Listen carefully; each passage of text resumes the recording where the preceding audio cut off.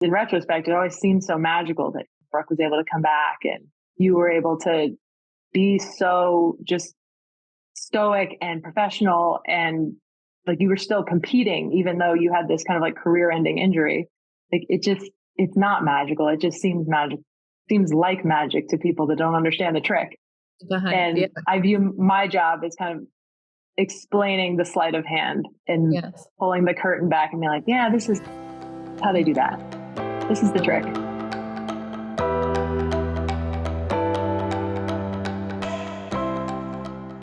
Hello, and welcome to Pursuing Health. I'm Dr. Julie Fouché, family physician and former CrossFit Games athlete.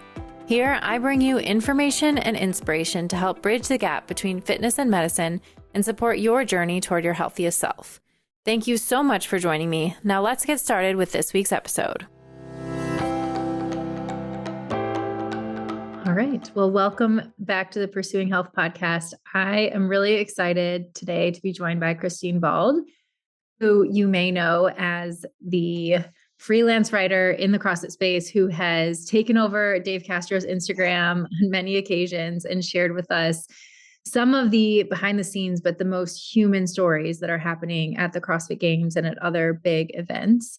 So I'm excited to have her join me. She's also co-authored a number of books in the CrossFit world. We have a lot to talk about. I was captivated by some of her posts this season in particular, and I'm excited just to get to hear your story a bit more, Christine. So thanks for joining me.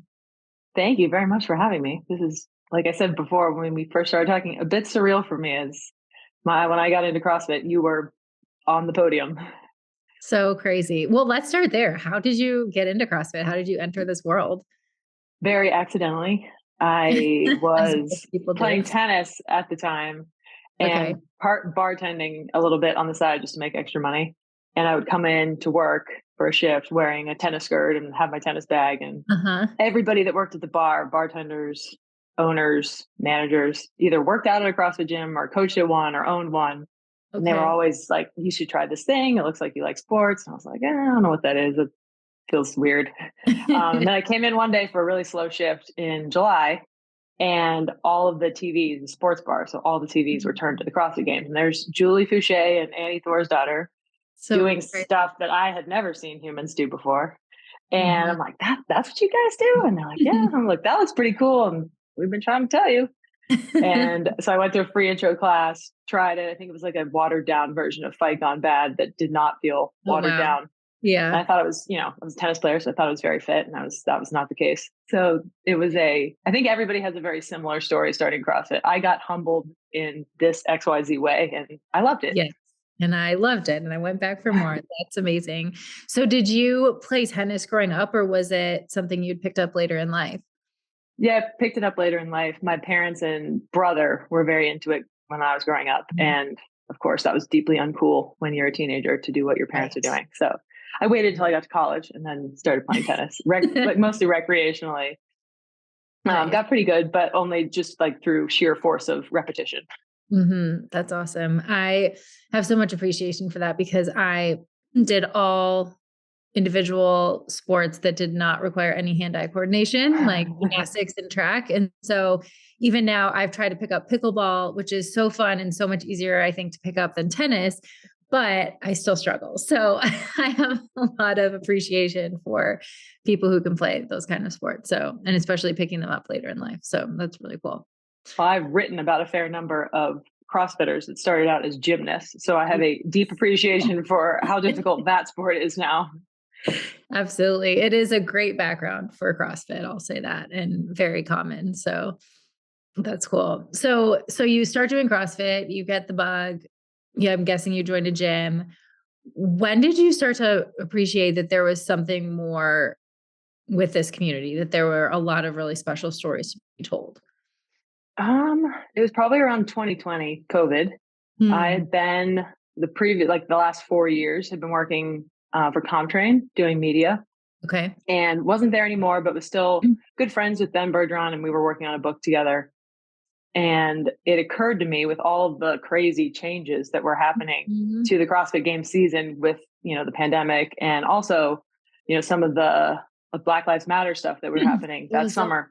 It was There a was a wild decent year for amount. CrossFit. Yes. Yeah. So between the boycotts and the COVID restrictions in California, it seemed like every other week it was like, okay, we're going to postpone it until here, and we're going to postpone it until October. And okay, we're going to do stage 1 virtually, and we'll do stage 2 in person. And just kind of watching all this unfold from my parents' house in Florida is where I kind of wrote out COVID.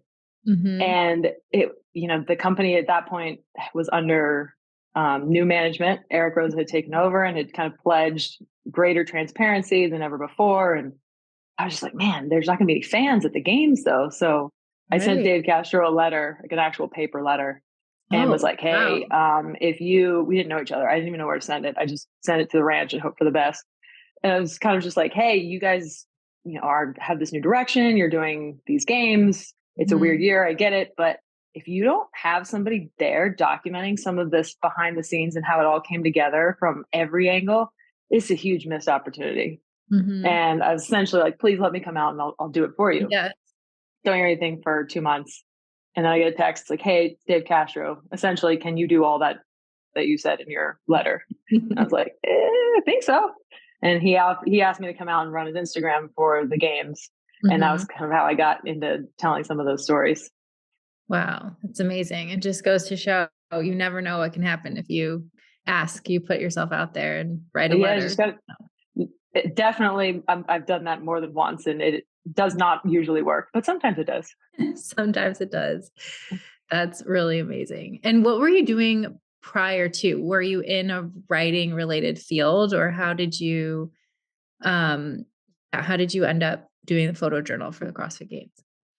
Kind of. I was in a media role for ComTrain. So I had done similar photo journal type stuff before. I actually got the idea from Russell Berger, who ran an actual CrossFit account called the CrossFit Photo Journal. It's like this long when you look at it on your phone.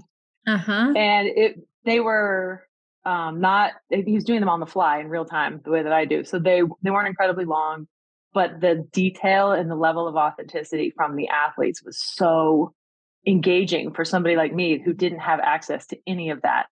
And so when I got the job at ComTrain, I started experimenting with replicating that, and did that for a couple years there. But I had been in a writing role, like at a bunch of different jobs. I used to work in DC for the State Department and then for NGOs, and had done a decent amount of time at a PR firm. So like everything I had done leading up to then had kind of prepared me for writing, not necessarily stories, but like knowing how to write and present an argument. That's amazing. It's wonderful when those things line up and you see how each experience prepared you for what's next. That's really cool. It always, in hindsight, seems like you planned it, but it's completely just feeling your way through in the dark.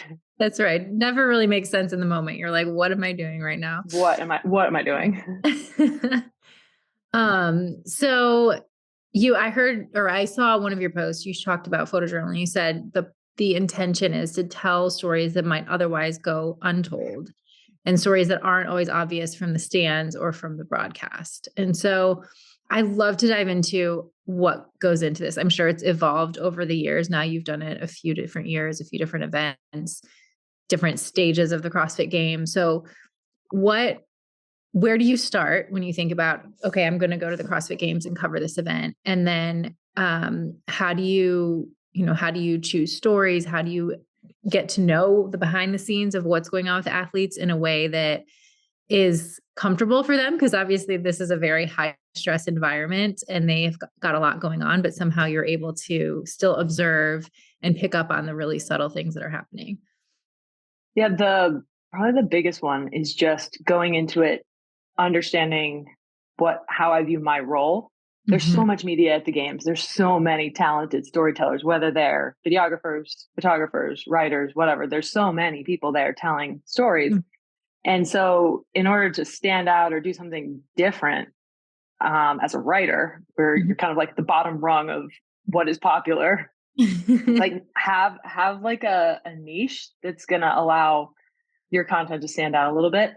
And for me, it was always kind of started with that Russell Berger piece where I remembered what it felt like to be a fan and to not have any behind the scenes access, and to see some behind the scenes access or read about it with a photo that described it, and just that was so cool. And most of the media that comes out during the games comes out after the games, like ESPN or 30 for 30. Somebody was there this past year doing, filming a documentary that's still not out. Stefan and Mariah are coming out, or did film the kind of brought back the BTS aspect. Those are awesome, but they don't come out, for like 4 or 5 months after the games. Right. Same thing with a lot of video and a lot of the photos. So my thing kind of right off the bat was, let's go in here and bring the fans behind the curtains and show them everything that I get to see and experience that most people don't get to see and experience because they're not, with Dave Castro. And so that's kind of where I start, is just my job isn't what happens on the competition floor. That's everybody else's job. My job is to kind of document who these people are as people, not just what makes them extraordinary, but what makes them human too. And I think that, when I watch sports, whether it's football or basketball, things I don't even fully know the rules, but I care about it so much. Like I will root for CJ Stroud in the Texans, even though I don't know anything about it, because he's a rookie. And I think that's such a cool story. So it's just, understanding that when people know the athletes that they love, they love them deeper. It's so trying to give people an avenue to do that. I think the second part of your question was like, how do you get comfortable kind of back there? There's a lot going on. It's very stressful. The relationships with athletes, I think any creator at the games could tell you that having relationships with the athletes is kind of the only way to do that at an event where the stakes are so high, tensions are running high, some people are having a great weekend, some people are having a terrible weekend, and knowing like when to approach those people, how to talk to them, and having a previous relationship with them. So when you walk up and you're like, hey, do you want to talk about, they're not like, please, not now, please go away. Right. Which of course does happen, but yeah, that is such an art in and of itself. Yeah. The trust is a huge piece of, like, I always kind of say that the writing is, anybody can write, but it's the relationships that get the good stuff. And I have to imagine, so the first year you went in 2020, it was obviously a much smaller field, but I imagine it was all new to you at that point. Like you that was the first time meeting Dave, and this has evolved over time. Yeah. I didn't even know what Dave wanted me to do when I got there. So I had kind of like 3 plans. Okay. I didn't know if he wanted me to document him or if he wanted me to document the athletes what I really wanted to do was that photo journal. And I was kind of hoping to get some time with him, but that didn't happen because we were all in quarantine leading up to the start of the event. And so I kind of just started rewriting some of the posts that he had done earlier in the week to be like a more photo journal style, just sent them to him and was like, I sent him to Nicole Christensen, his assistant, and they were like, yeah, this works. Let's do this. And so that's kind of where it started.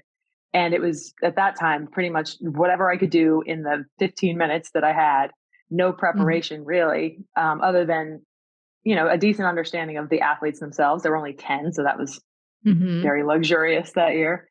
2021, 2023 were very different because, you got a full field of 80 athletes.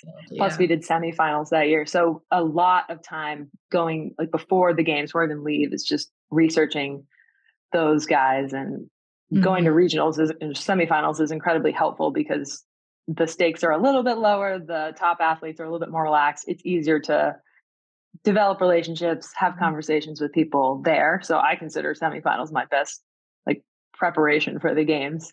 Absolutely. Yeah. You get to see sort of where everybody's at leading into that event, how they're feeling, what's going on. I can imagine that for sure. I love what you said. Sorry, go ahead. I was just going to say semifinals is cool because you get to see the storylines of the season start to unfold. The Open is virtual, quarterfinals are virtual. Semifinals is where, everybody meets in person. The competition the level of intensity is much higher because of that. And you kind of get to see what the storylines of the season are going to be. Whether it's, Brooke Wells qualifying for the games 1 year after her elbow surgery, or, this year it's going to be Roman and his foot kind of like re-challenging Jeff Adler. Like there's so many cool stories that develop over the course of the season, and semifinals is kind of like where I feel like you can put your finger on the pulse and have that stuff, have those stories marinating so that when the moment comes at the games, you can put all of not only just what just happened, but what happened over the course of the season into context. So some of those bigger emotional moments hit way harder because you understand what the athlete has been going through to get to that moment. Yeah. Yeah. And then you can provide that context for other people. Because so many times, like you said, people see something on the broadcast, they see an injury or they see somebody withdraw, and they don't really understand everything that was behind that. So yeah, that's amazing. I think one thing that you said about just how much people want to know these human stories, and it helps you to root for the athletes more. I think that's one of the things that just makes the CrossFit community so strong to begin with, and has made the CrossFit Games something that's had a big impact on the community, is because we feel like we know the athletes, because traditionally there's been so much coverage of, the behind the scenes documentaries, what goes into training. And then this experience of, okay, we all do the same training. Like, we know what it's like to do these workouts. And so we can put ourselves in their shoes. Mm-hmm. And so being able to kind of walk through the games experience in real time, through your writing and through those photos, I think it just adds to that dimension of this, like, okay, we are all in this human experience. Like, they have adversities, they have hard moments just like I do. And it makes us all more real, which is really cool. Yeah. Must be said right out of the gate, the photojournal is completely useless without photos. So like at least half of the credit has to go to the photographer that I've worked with since 2021, who's Eric Greenhall. Most people know him as Imam Photo. Okay. Just absolutely incredible photographer and stand-up individual. I love working with him. It's awesome. But he deserves at least half of the credit for the success of the photojournal, because his photos are they're better than good. They captured the emotion that's we're describing in a way that allows people to experience it more fully. Mm-hmm. If I just posted a screenshot of like the note that I wrote in my phone, right, it would not play nearly as well as Eric's stunning photos. So thank you, Eric. Yes, absolutely. Yeah. And his photos are amazing. I was wondering if they were all coming from one photographer or if you were drawing from different places, but you can totally feel, especially the combination of the words and the photo, you can really put yourself in the athlete situation or in their shoes. So that's awesome. Good shout out to him. So let's say, so you do a lot of preparation before the event. Now you've established relationships with a lot of these athletes. So you've learned kind of when you can talk to them, when they might need more time. So you get there, you are doing so many posts in such a short time. So how do you walk us through what a typical day is like? Like, I'm guessing you're up early in the morning, you're there. What does the flow look like once you get on site and you're talking to people, you find a story, you create a post? It's different depending on where we are. Like when we first get there, the first couple of days are usually pretty relaxing because the games haven't started yet. It's mostly staff behind the scenes stuff, testing workouts, demo team, Dave. That's usually pretty fun, and you can't really prepare for that. Just kind of have to wing it. But I have a lot more time to write during those periods because there's not there's not a live event that's taking place that you kind of have to keep up with. So that part is fun. Once the event starts, it's much more difficult because now you're trying to keep the thing current. Nobody wants to be reading about, Brent Fikowski's first place finish on Friday night on, Sunday morning. So writing well is important, but writing quickly is just as important. So kind of it's a lot of watching. It's a bit scary waking up in the morning, pushing down in the elevator, going down to meet Dave and just being like, well, I have absolutely no idea what I'm going to be writing about today, but hopefully it presents itself over the course of the morning. Right. And they do. There's a lot of trust, I think. You just know it when it happens. And I got roasted by a meme this year because I was watching Jack Farlow lift an unimaginable amount of weight in the Olympic total. And you can kind of see me in the background. And I'm like, so just completely blown over by the moment and what I'm watching his reaction to it, which is complete just shock that he's here. And it's just like, yes, that's the moment. And I always make this face. funny face when it happens. Because I'm like mostly trying not to cry because they're usually like very emotional really, moments. And whenever I'm biting my lip, that's usually a good sign that post is going to be good, worth writing about. So just paying attention to those and like whatever grabs me, whatever I think is interesting is usually what I tend to write about. They don't always work. Some of them are more popular than others, but that's the game. Yeah. What are over the years, what are some of your favorites? Do you have any that you look back on and are like, wow, that was really powerful? Yeah, there's a couple probably from this year's games. The last one, the Roman one, is probably my favorite, just because it's proportionate to the moment. It was funny actually. Dave and I, at the end of every games, the photojournal signs off with a selfie of Dave on the podium with all the athletes. That's how we end it. Yeah. And so he comes up to me at the end of the games. They're getting ready to play knockout, which is the tradition, the basketball tradition after. Okay. It's like as soon as the games are over, they're playing knockout. I never get to play because I'm usually writing.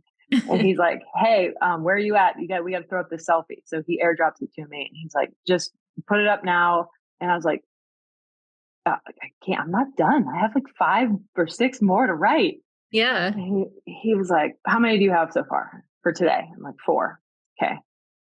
Just throw this up and do the rest as deleted scenes that you do kind of like after these events. I was like, okay, but we can't sign off without acknowledging the Roman one. We have to acknowledge that moment. He's like, you have 2 hours. If it's not done in 2 hours, put up the selfie. I was like, okay. So while they're playing basketball, I was typing that one. So that one was fun for me because I have never pushed back on Dave ever for any reason. Yeah. And probably never will ever again, but I felt very strongly about that one. He let me do it. So that was cool. In 2022, I was very much looking forward to writing about Brooke Wells's recovery. Didn't get to do that. Wrote a book about it instead. That was cool. The year before, probably the best moment was there's 2. Annie Thorsdottir snatching 200 pounds, like one less than a year postpartum was incredible. Her reaction was just unbelievable. Yes. Her reaction made it much easier to write. And then there was a moment where Dave was walking off of the North Park field and a young girl, I think she was 14 or 15 at the time, like kind of gave him an envelope or a paper or something. And he was like, what is this? And she's like, it's a drawing I did of Catherine's logo. Like, would you mind giving this to her? And like her sled dog logo. And he goes, why don't you give it to her? And he, brought her behind the scenes. He had her follow him down into the Coliseum. And he's like, you can talk to them before they go out for their next briefing. And so this girl is standing there when Catherine and Annie and Chandler Smith walk around the corner, and she's just looking at them like, unicorns are real. And she ended up talking to Catherine for a little while. Catherine gave her a jersey, and it was just so incredibly special because I talked to the girl afterwards, and she had been going through a really hard time with her back, and she's an aspiring games athlete herself. So it was, for me, very powerful to see how much a moment like that can impact one other human being. So it was very, very cool that writing about it kind of like blew up Instagram for the day, or at least in the CrossFit, CrossFit world. And that was like a big one because I think everybody remembers, like, or knows what that feels like. Absolutely. Yeah. And to have that kind of opportunity to go, in the surprise of it too, it was just such a cool story. It's not like you're waiting in line, somewhere to get an autograph signed. It was such a spontaneous moment, which was, I'm sure she'll remember forever. Yeah, it was cool. It's so cool for many reasons. One of them being that Dave is actually occasionally quite sentimental, and he doesn't have that. It's not his reputation, and he's certainly not like that all the time. But it was very cool to kind of see this different side of Dave too. Yes, he does have that side, and I think it's a lot of people don't get to see it, so it's cool that you are able to highlight it. And I know you give him a hard time too, and highlight some of the other sides of him, but being able to see that side of him is really cool for people too. How would you describe working with Dave in general? I mean, I've been with him in those environments when I've been on the demo team before. And obviously he's an athlete, but how would you describe working with him in that environment? Intense, but it's the same level of intensity for everybody that's on his team, which is a pretty big team. He expects excellence because that is the way that he operates. He doesn't hold anybody to any standard that he wouldn't hold himself to. So it's incredibly difficult, but you go into it knowing that everybody does. It's the game. But I'd lie down in traffic for days. He's been nothing but supportive and kind and respectful to me since we started working together. Gives me so much creative latitude and freedom to call my own shots, make my own storylines. He doesn't read or approve anything that I write. I will usually show him something if he's in it out of respect for him. But for the most part, he doesn't. He gives me so much freedom to do pretty much whatever I want on his massive Instagram. It's a very, very hot mic on Dave's Instagram, especially during the game. So I've always been incredibly appreciative of that. And the photojournal is kind of training for my full-time job, which is writing books. So he inadvertently or by extension has helped me develop a lot as a writer. And I will never forget that. That's amazing. That's amazing. And he is people also don't understand or appreciate, I think, enough his creative side. Like he has a creative side that he uses to fuel what he does at the games and loves to read. I mean, he reads classic books. And so I'm sure he has a lot of appreciation for what you're able to do. And that's why he, allows you to do it and gives you so much freedom.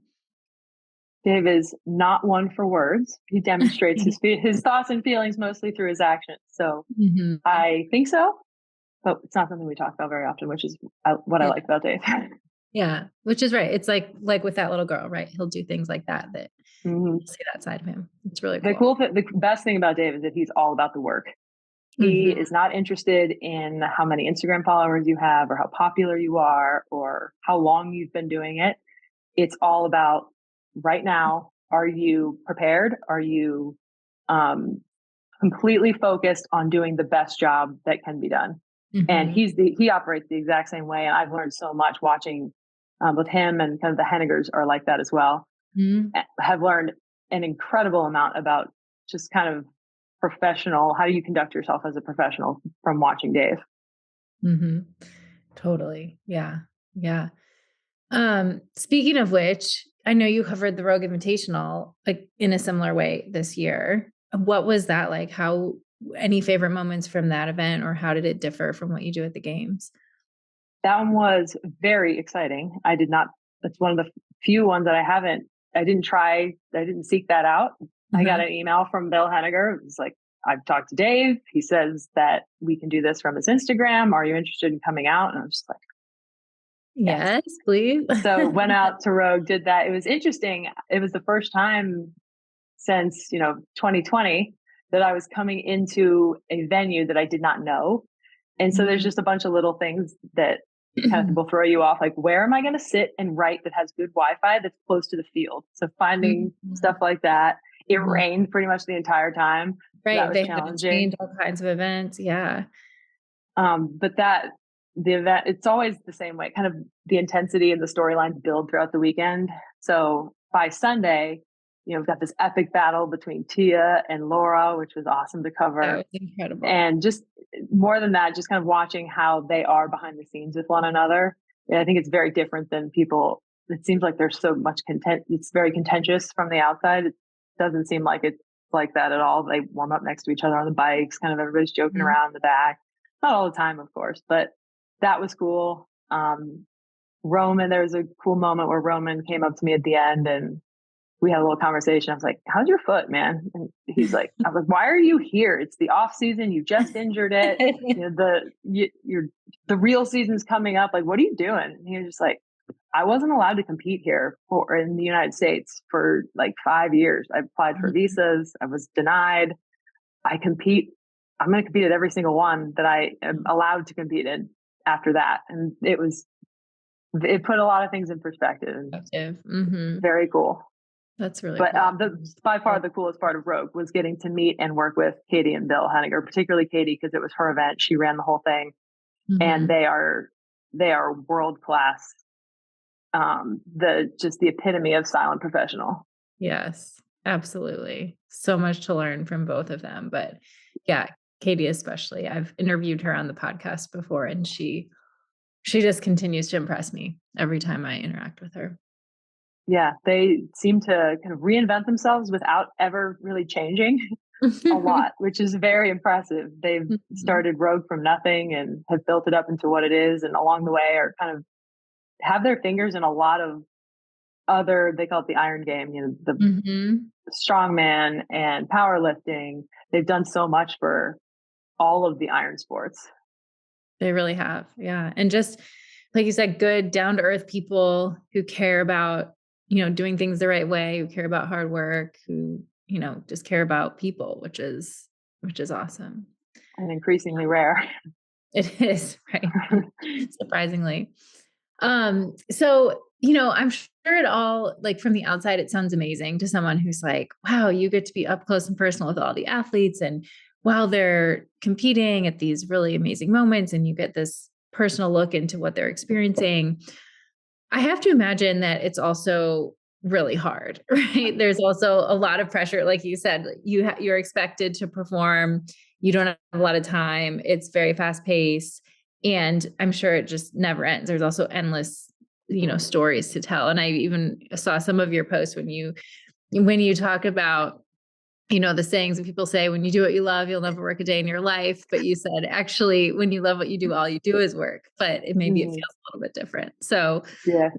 What are some of have there been moments where you've yourself have been like, oh my gosh, I don't know what I'm going to do, or hard moments that you've experienced during this process?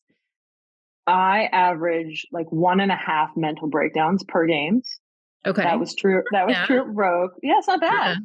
I was going to say, it sounds about right for, I feel like a lot of different roles at that event, whether you're an athlete or you're a volunteer or, Yep.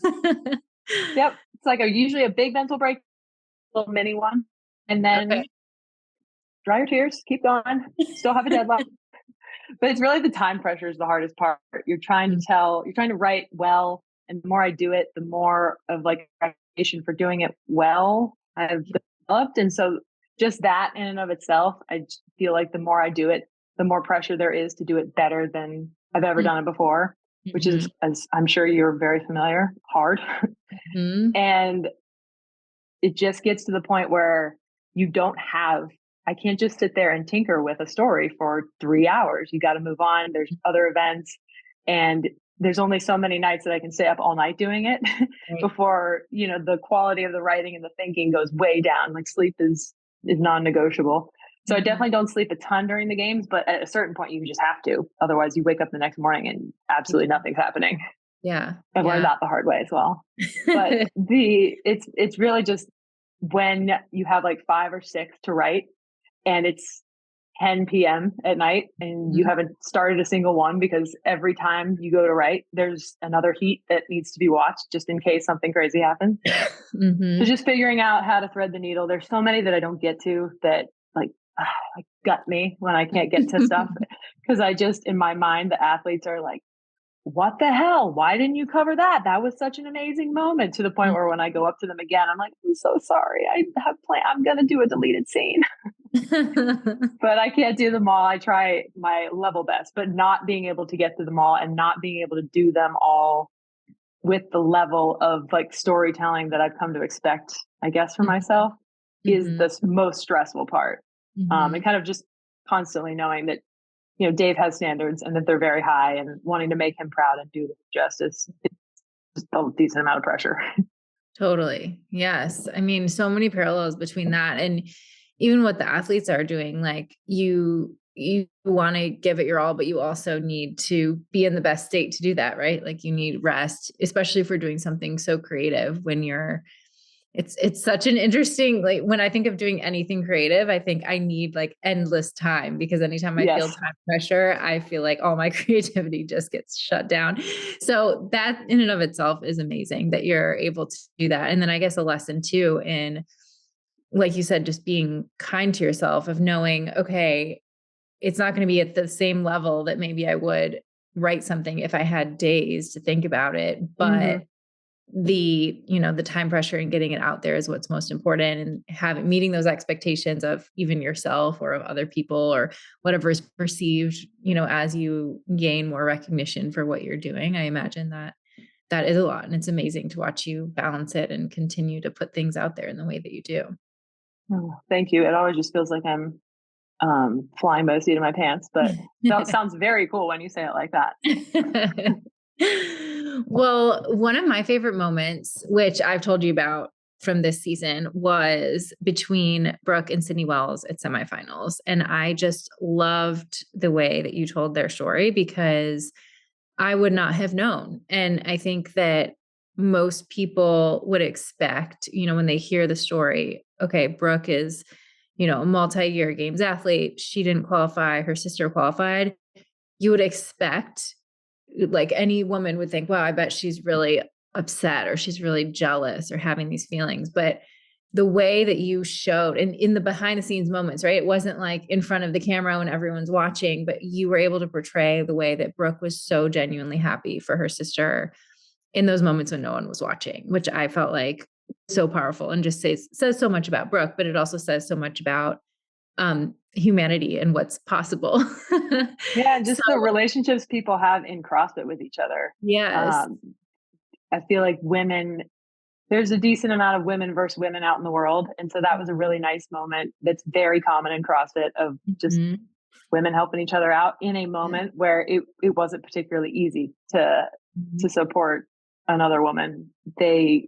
The kind of like the way that Brooke conducted herself in that moment was so special and cool. I wanted to highlight that.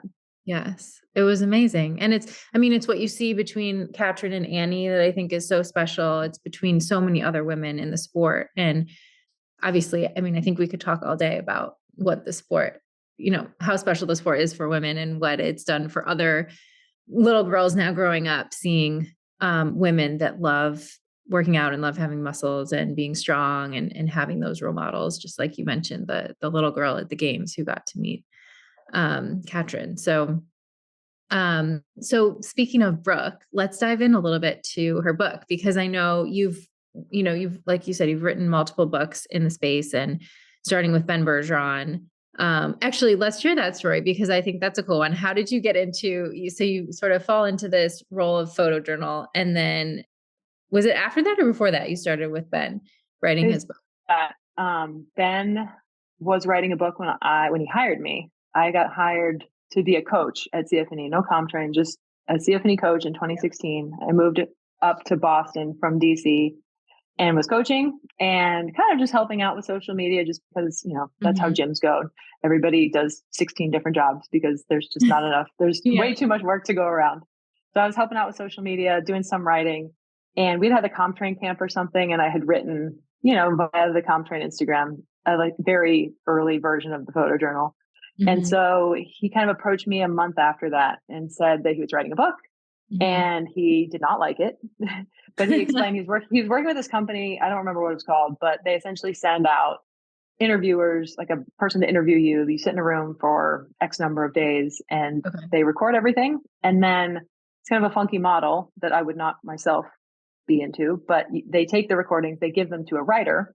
And then that writer, without having any relationship with the subject, then kind of spins all of that into a narrative.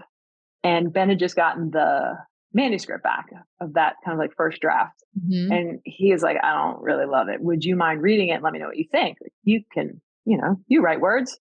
Sure. So I read it and I didn't know what to say, because at this point I had just started working for Ben, and he had just won the games with Matt Frazier and Katrin. This is the guy at the top of his game. And I was very starstruck, and, I was very impressed by him. And so I didn't know how to tell my mentor that I thought his book sucked. And luckily he thought it sucked too. It's not that it was bad. The ideas are all the ideas that ended up being in Chasing Excellence, but they were written like a textbook. There was no story. There was no narrative. There was no kind of like human emotion interspersed throughout it. Yeah. And so my idea was to weave all of that, all the textbook stuff, with the story of the 2016 games. It was the most recent games. It made the most sense. And I was like, what do you think? He's like, I have no idea what you're talking about. So I was like, okay, I'll just write the first chapter. So I'll show you. And so I ended up writing, like, I think the introduction of the first chapter. I sent it to him and he's like, oh, this is great. When can you write chapter 2? And I was like, what? No, you give this to your ghostwriter and yeah. they will do it. And he was like, no, she doesn't know CrossFit. That's not going to work. It has, like, she can't write about the games like you can, or I don't even remember. Mm-hmm. And I was like, Ben, I'm not an author. I do not write books. You do not want me for this, like anybody else. And he was like, you don't need any experience writing a book. You already wrote 1 chapter. It was great. We'll just write another one. And then when that chapter's done, we'll write chapter 3. And then when that one's done, we'll work on chapter 4. And he kind of like Jedi mind tricked me into writing a book, which ended up being one of the most helpful lessons I've learned about writing books. That if you think about it in total, it's this massive story. It is so overwhelming, so daunting, just like a CrossFit workout. Yeah. But if you think about it in terms of, okay, I just have to do 15 thrusters right now. That's it. Don't worry about the rest of the workout. Just worry about this chapter right now. And that's exactly what we did. And so we did that one together. A couple of years later, we decided to do another one. And it was after that I got into the photojournal and kind of like started moving more in that direction. Just purely kind of prioritizing writing as a career, and kind of like deliberately saying no to some other stuff, which is how I got into book writing in the first place. Wow. That is such an incredible story. And I love the way, right, CrossFit teaches us these lessons, these life lessons that apply everywhere. Just like you said, no matter what it is that you're doing, it's, one step at a time, bite off what you break it down and just do it in pieces. That's right. That's right. Well, when we talk about, so you also worked with Brooke on her book, Resilient, which is out now. And obviously she has an incredible story to tell. I already told her, I was like, we're excited for volume 2 because I know her story is not over yet. And I know there's so much more to tell, but can you share a little bit about what that process was like writing with her and why you're so excited about this one?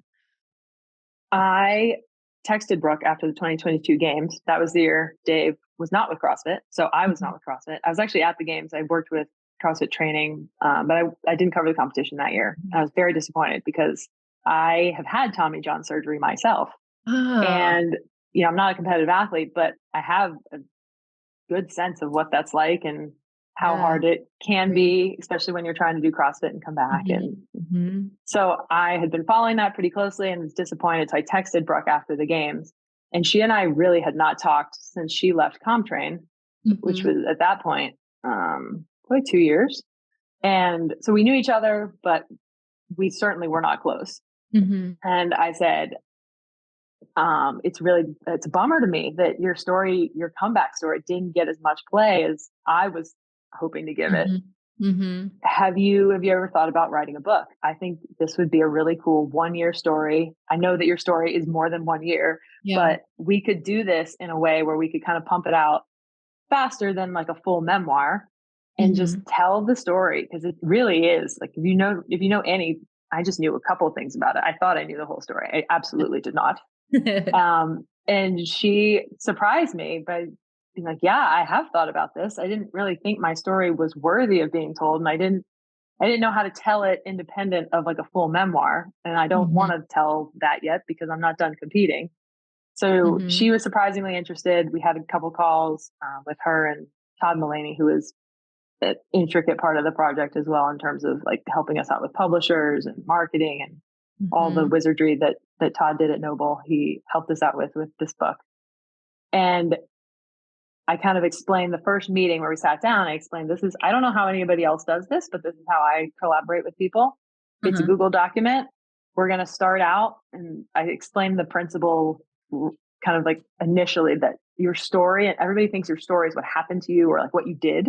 Your story is not what happened to you or what you did. Your story is who you've decided to be given all that you've seen and done. And it was Brooke's story seemed to like fit into that very well, because at no point did it seem logical, viable that somebody should have Tommy John surgery and within 1 year come back and get 5th at the CrossFit Games. Like it defies belief. And so we started there, and I asked her to come up with, over that 1 year period, major turning points or decision points where she had to decide something. And if she had decided something different, the story maybe goes a different way. If this happens or doesn't happen, the story maybe goes a different way. And that's kind of the spine, that's the skeleton of any book, is figuring out like where the like tension points are. Where you cry a lot is really what we ended up with. Usually like, what moments were you crying? Like, let's hone in on those. And you kind of like figure out what the story is about based on those moments. Yeah. And so we started there, and then I just do shared Google documents. We would kind of make a draft together. Brooke when we started out, it was just going to be the story of her comeback. Brooke was very adamant that she wanted this to be kind of like a part self-help book. We didn't want to be too overbearing with it, but we wanted there to be some like mindset lessons and some of the stuff that she learned along the way. She became this like new person through this injury. And she wanted to include some of the kind of more philosophical elements that went into her recovery, not just physically, but mentally as well.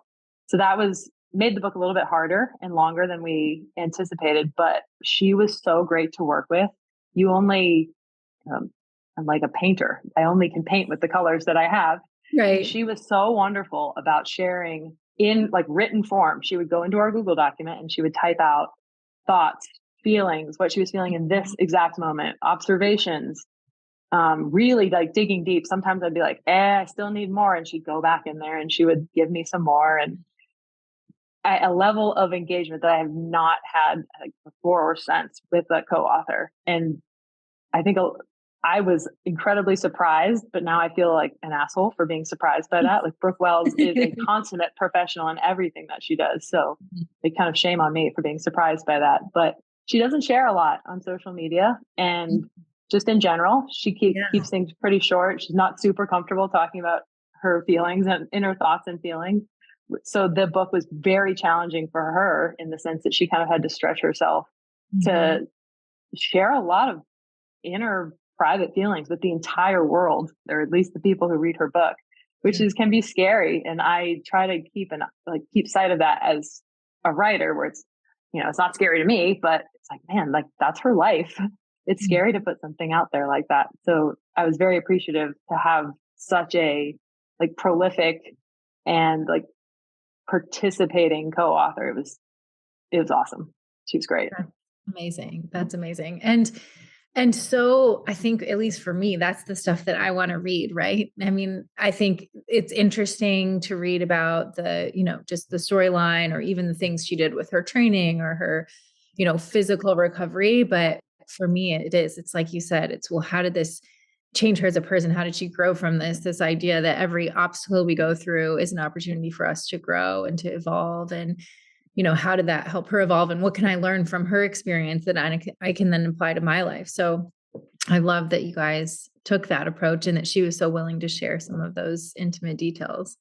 Yeah, I can't take credit. I can take credit for writing them down, but including that stuff in the book was Brooke's idea. So that's all her. That's amazing.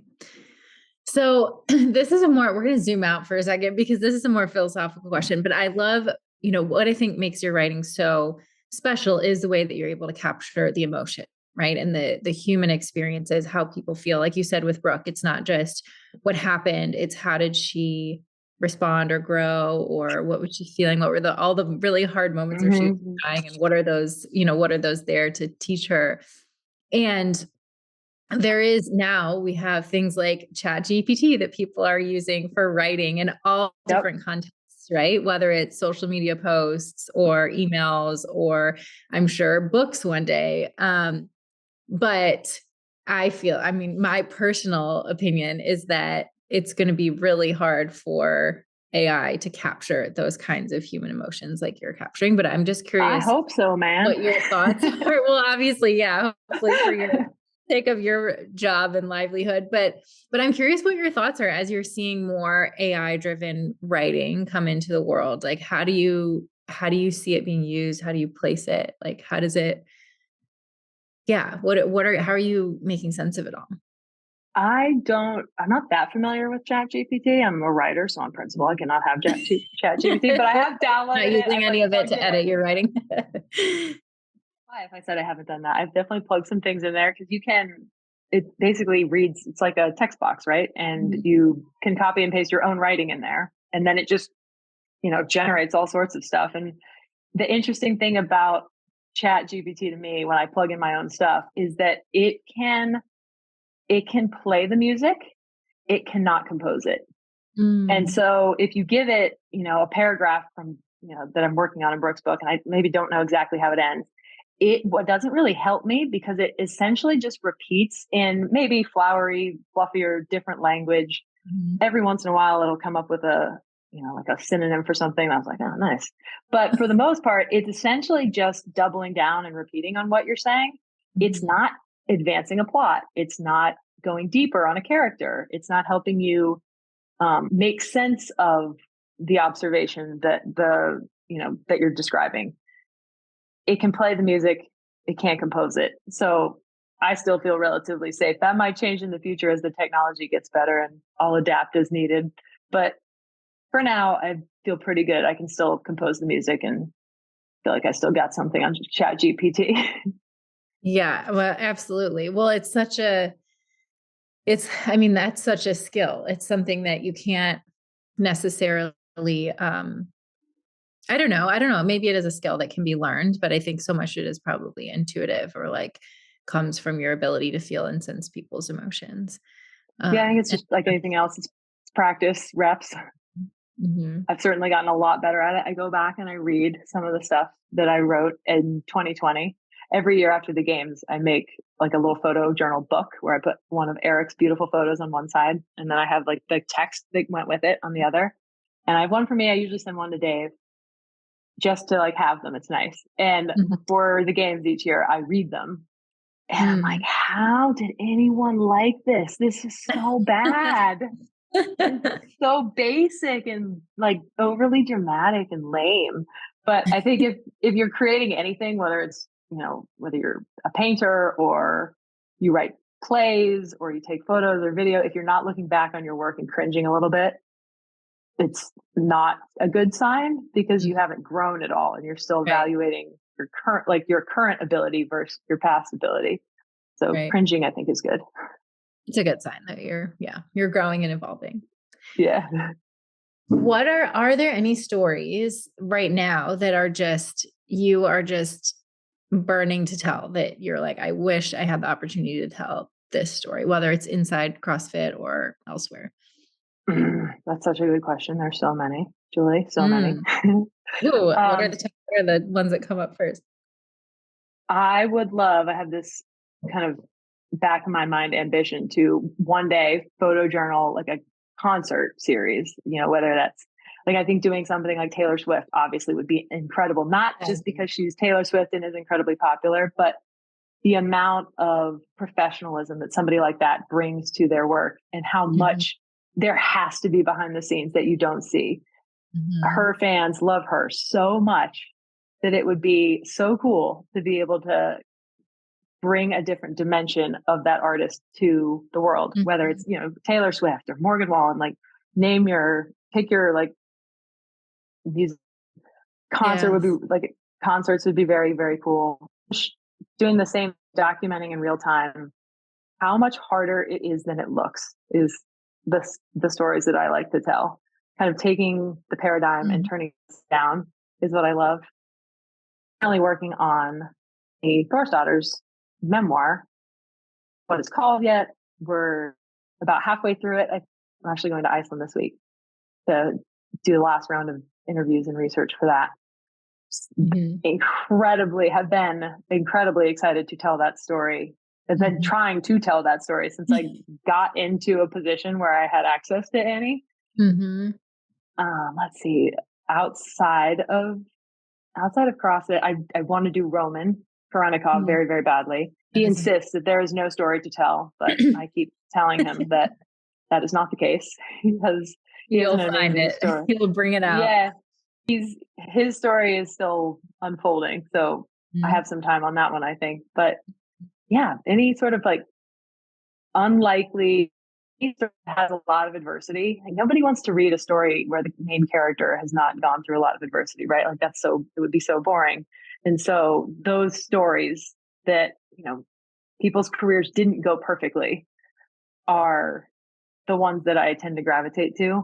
I don't know what form it could take, but one of the things I'm really interested in writing about that I haven't written about yet is kind of the mental health aspect of CrossFit that we've seen kind of manifest itself in the last couple of years with, first Haley Adams and Mal O'Brien, but those are just, they took a year off to handle that, but they're not the only ones by any stretch. I think every games athlete would tell you that they deal with that to a large degree.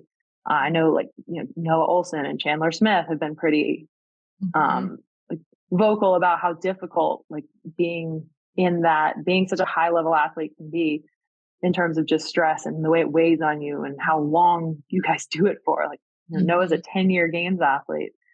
So the kind of a taboo subject, mental health, because everybody experiences it so differently. And it's going to be about figuring out the right way to talk about it and having people, willing to talk about it. But that's one that I think could help a lot of people. I like telling stories that not just that do something, that help people, teach something, uncover something, shift a paradigm. Books that are like substantive and help in some way. And I think that could help a lot of people, because who hasn't had a struggle with mental health? Absolutely. Yes. And it would be so cool. I mean, I would love to, like you said, to see the through line on that through a number of athletes. So it's not just one person's experience, because it is true. Everybody's experiencing it in different ways. And to make that's, the most human that you can make people is what's going on inside your brain and your thoughts and your emotions. Oh, I would love to read. And I'm so excited about Annie's memoir. I mean, that is going to be amazing. There's no, well, I can't say it, but I feel like she is the most legendary in the sport. I agree. Biased, but I agree. And her story has so many, there's so many volumes to that story of the obstacles and the ups and downs and the comebacks. And so that is going to be, that is a project. Yes, it is. We just kind of finished part 1. Her book's going to have, I think, 4 parts. Parts 2 and 3 are pretty heavily drafted. Haven't even started on kind of like the post, like, Freya era after giving birth.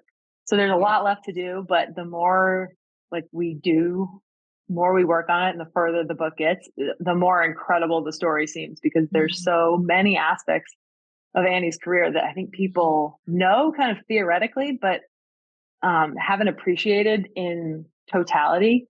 Like in 2013, as the 2-time champion, she had to withdraw from the 2013 season. She didn't get a chance at defending her title for a 3rd time.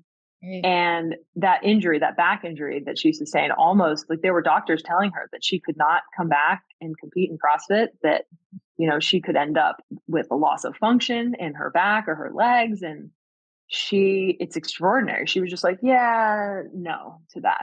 So I'm not going to accept that, and didn't, and went out of her way to find a way back, and did. And the next year got 2nd.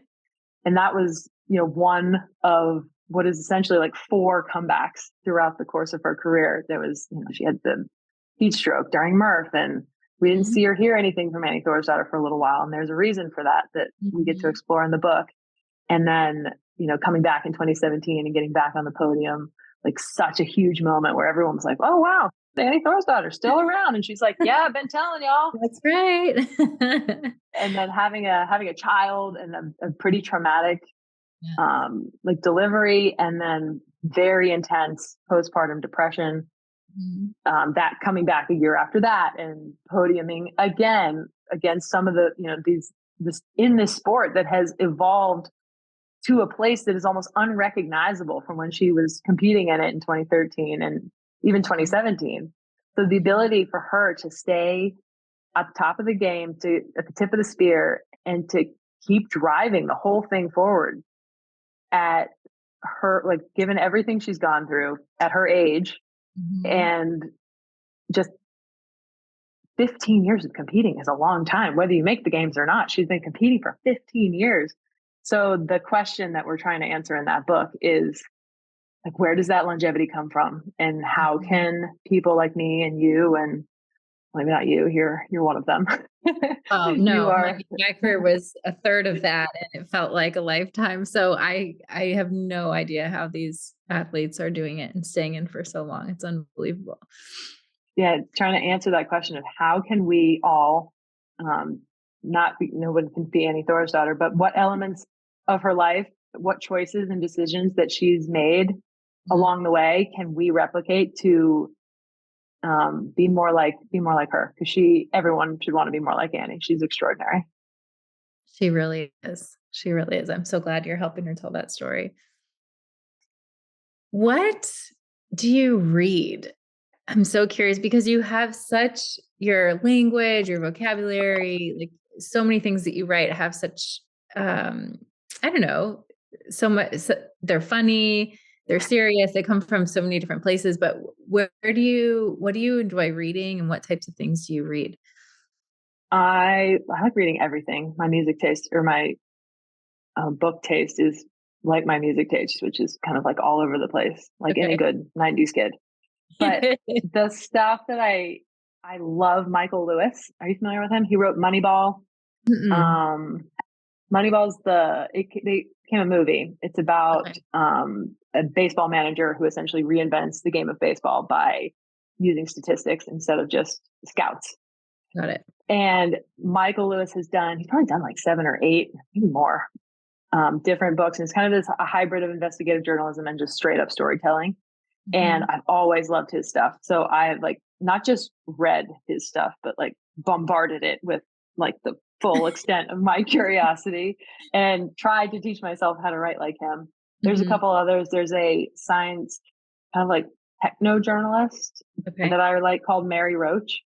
She covers everything from the military to national parks, but her writing is so funny, but also so technical. And so stuff like that, I've learned how to do dialogue by reading Harry Potter, the best dialogue in any books I've ever read. So just a bunch of different places. But I find authors who write the way that I want to write and just study them and kind of break it all down and see if I can write more like them. And the photo journal is such awesome practice because it allows me to do that, to essentially try another writer's style on for size, make that style my own. Is it? And it's such a cool way. It's why I said that I owe Dave so much, is that he has allowed me this like massive forum to like tweak and hone and develop my own craft so that I can do this other thing. And that's kind of how I do it. So cool. I love that. When you're writing a book, so obviously the book and the photojournalism is very different format. When you're writing a book, from hearing from other authors, it's a very daunting process, like you said, and you can break it down one chapter at a time. But are there things that you do, just in your day-to-day for how you schedule, how you give yourself time to write that help you to keep making forward progress on those? To your point, writing a book is like a horrible, exhausting struggle. It's kind of like having an illness. Like you don't undertake something like that unless you just can't not. So I think I don't remember where I saw it. I read so many of these like books about writing that I forget, but it's essentially the only people who become writers are people who can't not be writers, and do not recommend trying to become a writer unless it's just like a compulsion, because it really is so difficult and so hard trying to organize a story, develop characters, make it mean anything at all. But sorry, I completely forgot the question. What would you just ask me? About how your process for how you structure your time, like how do you ever get writer's block? Like how do you make it through writing a book?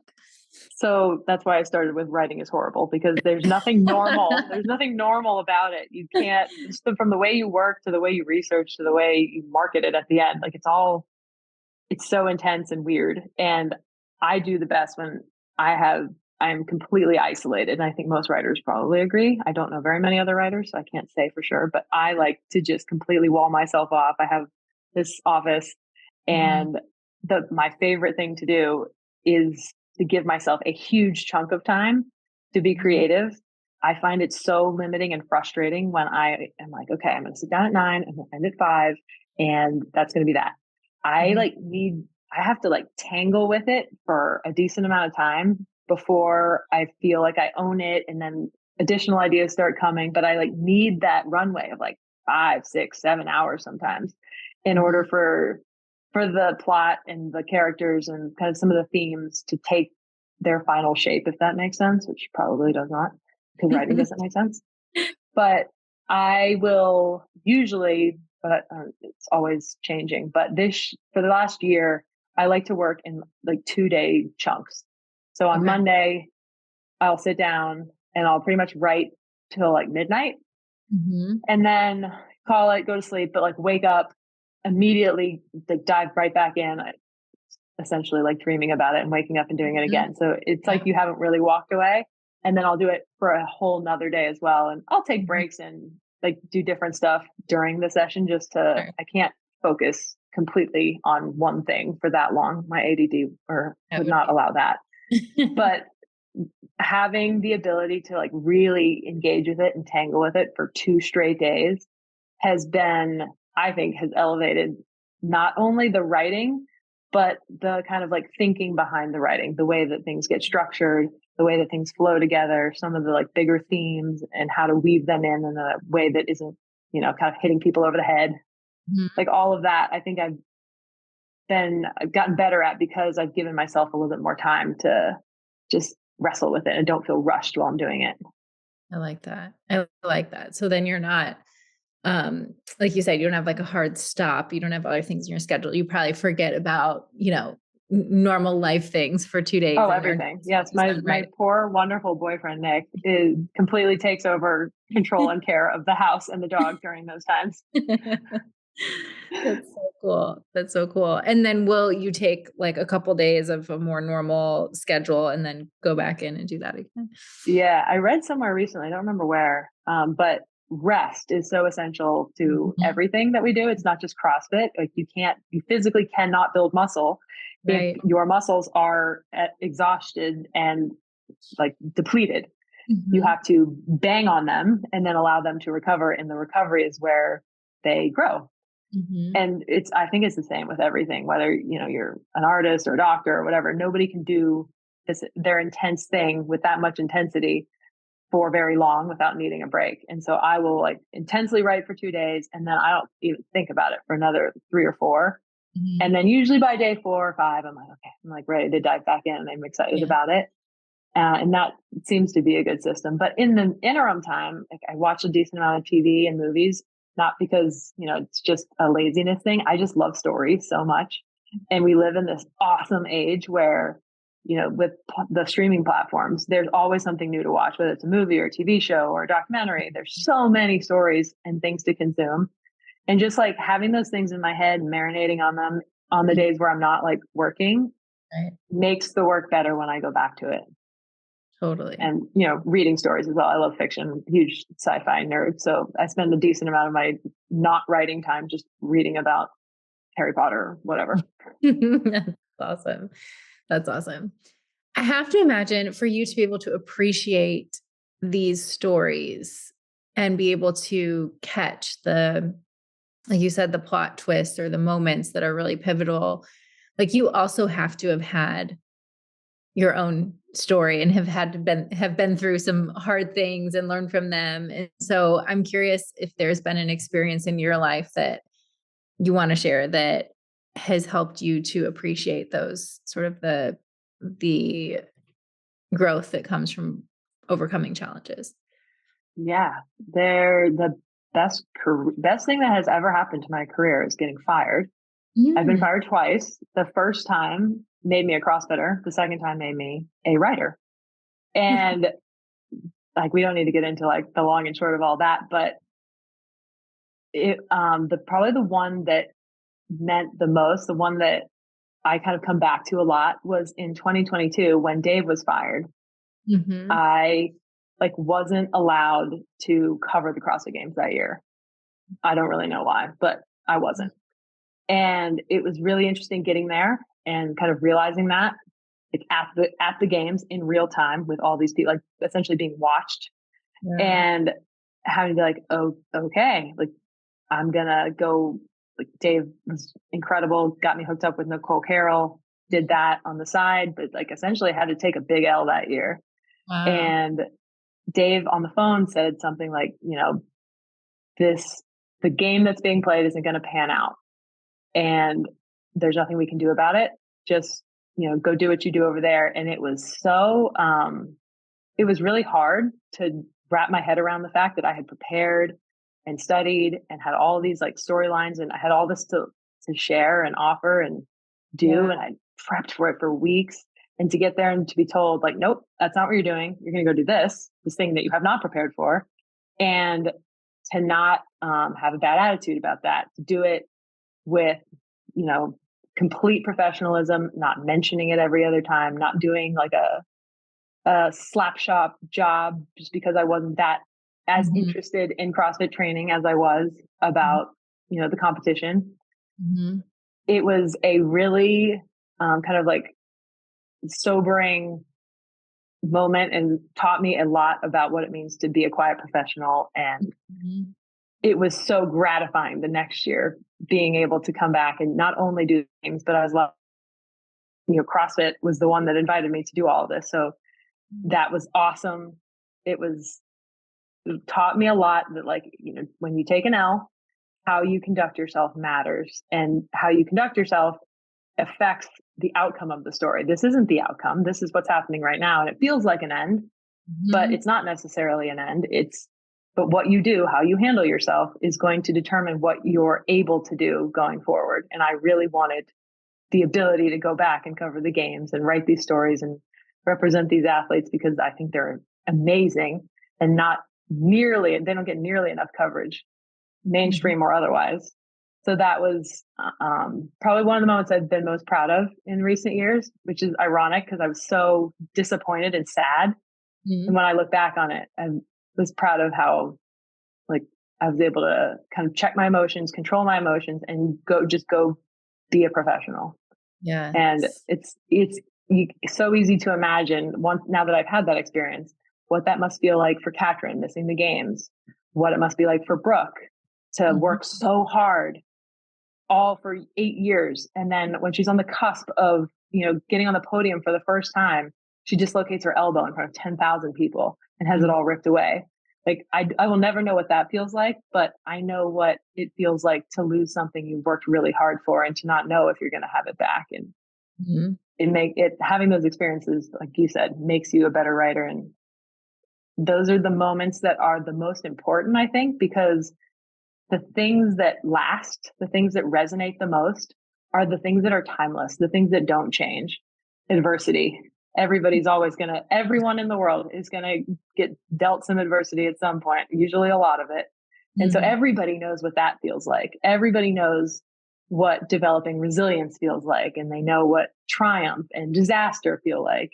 So focusing on the moments and the emotions that are timeless and universal to all of us are always like make for the best story. So I'm always so grateful when those things happen to me, because you can see, you're like, okay, well, this sucks right now, but damn, it's going to be a good story.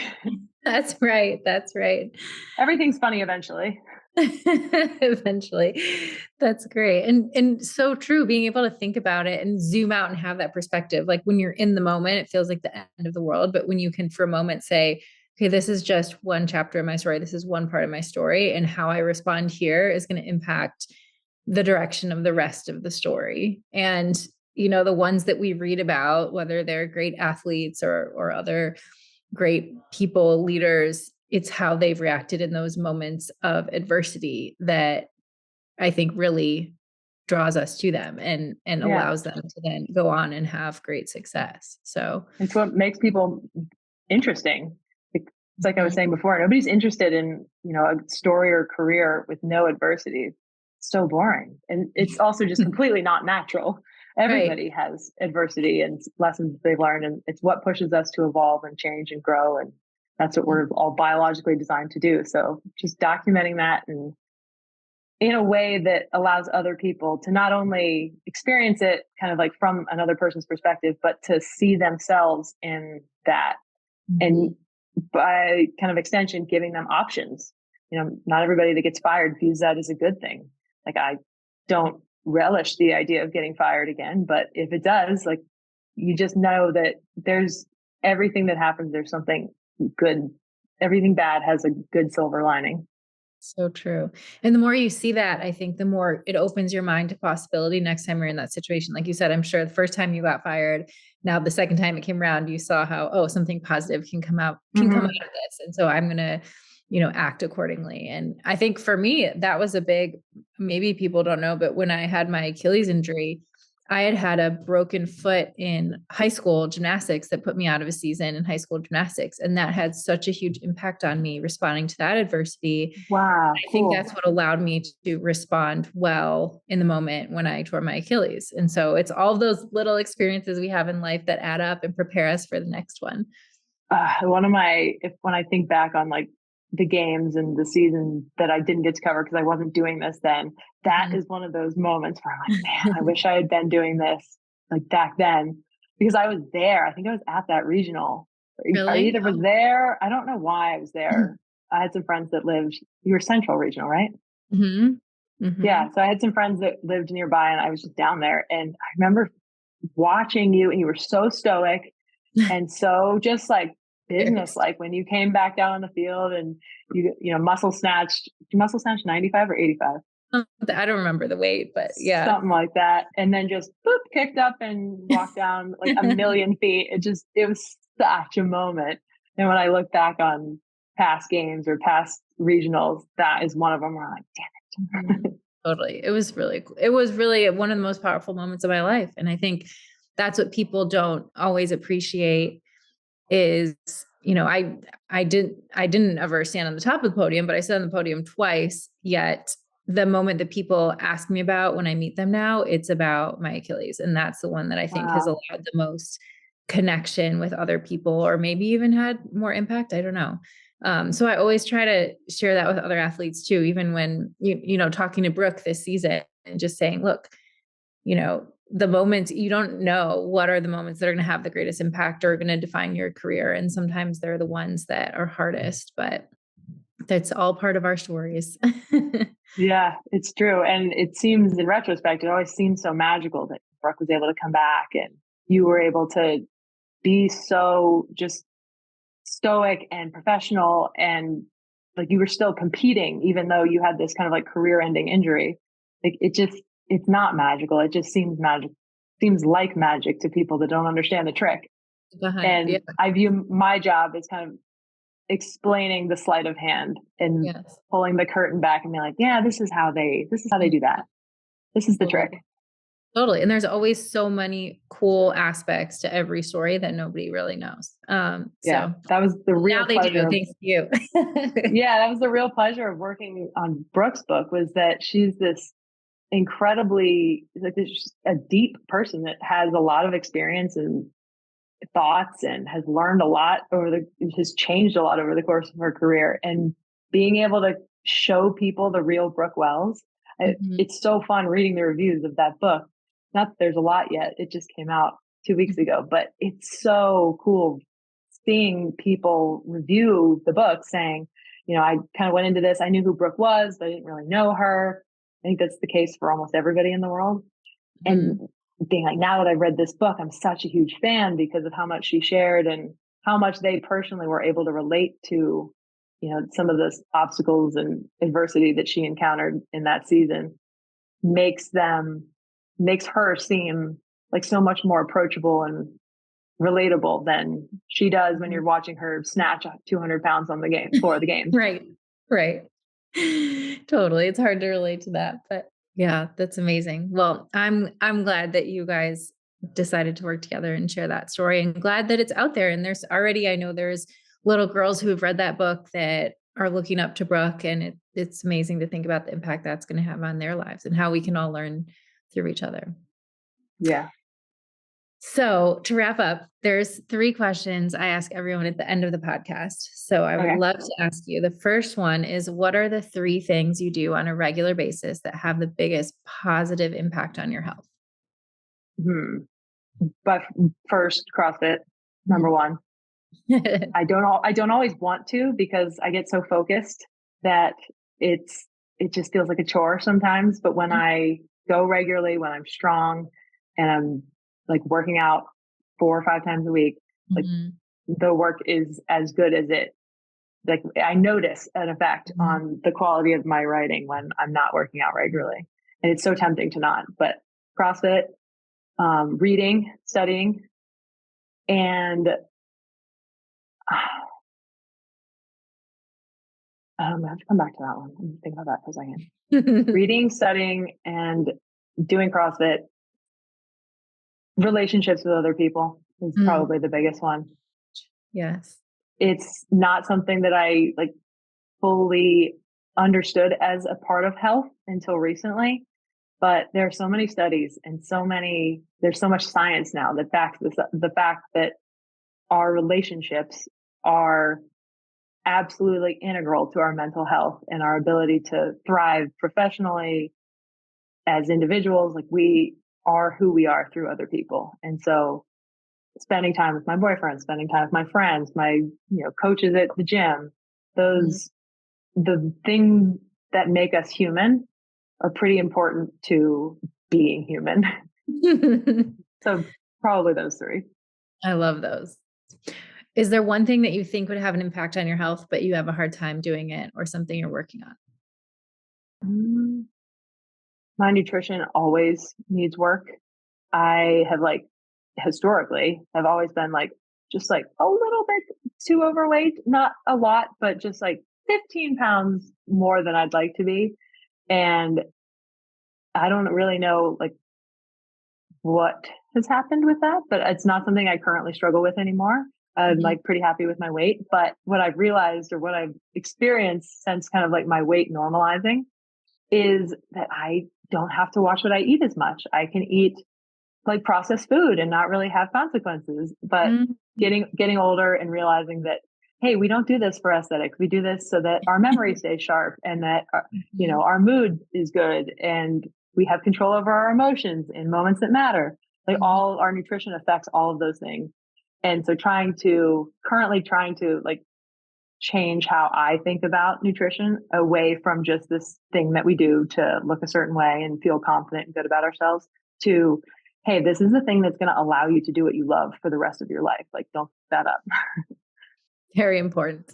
Very important. I love that. I love that. And like you said, so many things that nutrition impacts beyond just our weight, right? That are so important. Yeah. So much that so many people don't fully appreciate, including me until recently. Last question is, what does a healthy life look like to you? Healthy life to me is the ability to do, I was going to say it with me, but I think it applies to everyone, ability to do what you love. Find what you're put on this earth to do and then actually do it. Not just a little bit, but all the way, as much as you can. I think that is the first thing. You can't be who you are unless you're pursuing the things that interest you. And the world needs everybody to be their authentic selves. So first, doing that. Second, prioritizing and making a big effort to have relationships in your life with people that you love, whether it's friends, family, significant other. Those things give all of life its meaning. And then the last couple of years is, every time a book comes out, I think about how dull that would be, how kind of anticlimactic that would feel if I didn't have people to share it with, whether it's, the co-author or my boyfriend or my family. It makes it all worth it, and prioritizing and focusing on those things. So 2-part answer.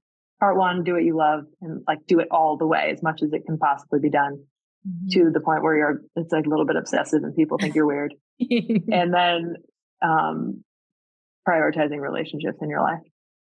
I love that. Beautiful answer. And I love seeing you doing what you love. And it's so cool to hear about even the twists and turns and adversities and to get you to this point where you're doing it all the way and clearly obsessive about it and putting that out into the world and having a huge impact. So hopefully other people listening, this will inspire them to also follow that, whatever that is, or have faith that it's possible. And there is a plan, that you're somewhere along that path and along that journey now.